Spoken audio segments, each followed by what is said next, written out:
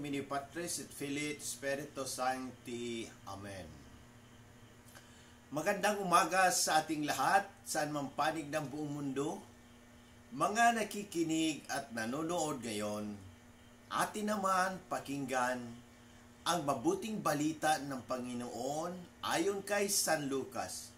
Glory to you, Lord Jesus Christ. Isang araw ng pamamahinga, muling pumasok si Jesus sa sinagoga at nagturo. May isang lalaki roong tuyot ang kanyang kamay, sangad ng mga eskreba at mga Pariseo na maparatangan si Jesus.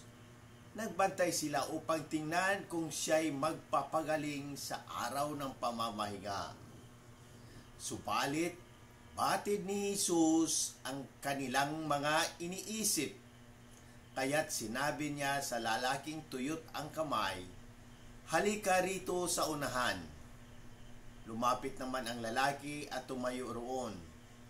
Sinabi ni Jesus sa kanila, "Tatanungin ko kayo, alin ba ang ayon sa kautusan? Ang gumawa ng mabuti o ang gumawa ng masama sa araw ng pamamahinga? Magligtas ng buhay o pumatay?"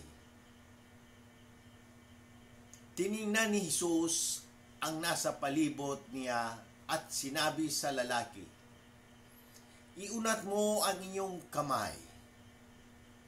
Inunat nga niya ang kanyang kamay at ito'y gumaling. Nangingit-ngit sa galit ang mga eskreba at ang mga Pariseo at pinag-usapan nila kung ano ang dapat gawin kay Jesus. Ang mabuting balita ng Panginoon. Praise to you, Lord Jesus Christ. Pagnilayan natin bilang Romano Katoliko,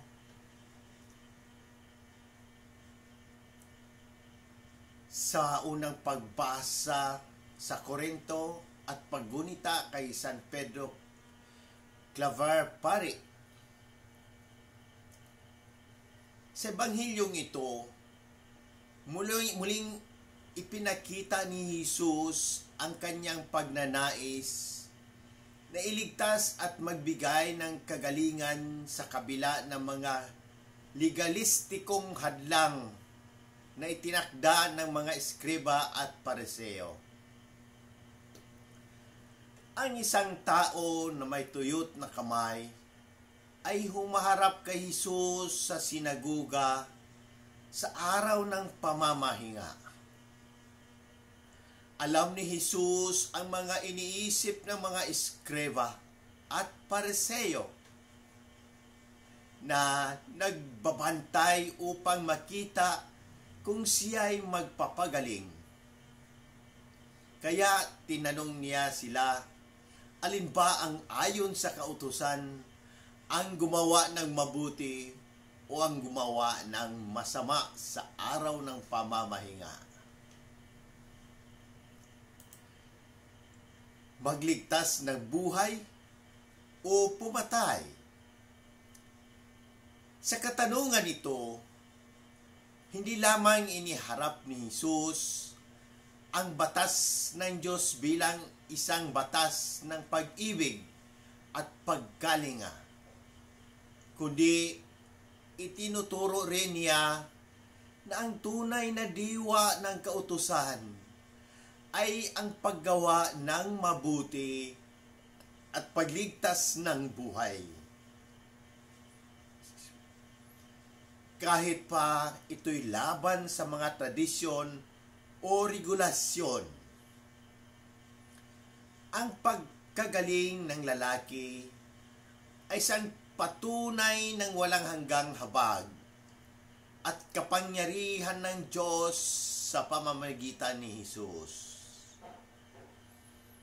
Paggunita kay San Pedro Claver Pari, kasabay ng pagbasa sa araw na ito, ginugunita rin natin si San Pedro Claver, isang pari na kilala sa kanyang misyon sa Cartagena, Colombia. Ginugol niya ang kanyang buhay sa paglilingkod sa mga alipin. Binibigyan ang libo-libo sa kanila at tinitiyak na makatanggap sila ng pangangalaga at kalinga na hindi ipinagkakaloob ng lipunan. Katulad ni Jesus, sinuway ni San Pedro Claver ang mga nakasanayang batas ng lipunan at relihiyon upang ipakita ang walang kondisyong pagmamahal sa kapwa. Bilang isang Katoliko, ang ating mga pagkilos tulad ng sa kaso ni Jesus ay hindi lamang dapat batay sa mga regulasyon o kautusan, kundi sa pag-ibig at pagkalinga sa ating kapwa, sa tradisyon ng ating pananampalataya. Ang banal na kasulatan, ang apostolikong tradisyon at sa magisteryum, ang Diyos ay ipinapakita sa atin ang kanyang pagmamahal at awa. Ang hamon sa atin bilang mga Kristiyano ay sundin ang huwarang ito ng paggawa ng mabuti, lalo na sa mga sitwasyong mahirap o pinagtatalunan ng lipunan. Naway magbigay inspirasyon sa atin ang mga salita ng Panginoon at ang buhay ni San Pedro Claver upang higit tayong maging mapanuri at handang maglingkod sa ating kapwa kahit nalabag ito sa mga kinasanayang patakaran ng mundo. Sa muli, hinihikayat ko ang lahat, Katoliko man o hindi, na magtanong at pagnilayan ang mensahe ng Ebanghilyong ito. Kung may mga katanungan kayo tungkol sa pananampalataya, ang ating simbahan o sa anumang aspeto ng ating buhay, bukas ang aking puso na sagutin ang mga ito. Sama-sama nating pagnilayan at pahalagahan ng habag at pag-ibig ng Diyos na ipinapahayag ni Jesus sa Ebanghilyong ito. Sa pamamagitan ng ating mga gawain at salita, naway maging daluyan tayo ng habag at pagmamahal ng Diyos sa lahat ng tao. Amen. In nomine Patris et Filii et Spiritus Sancti. Amen. God bless!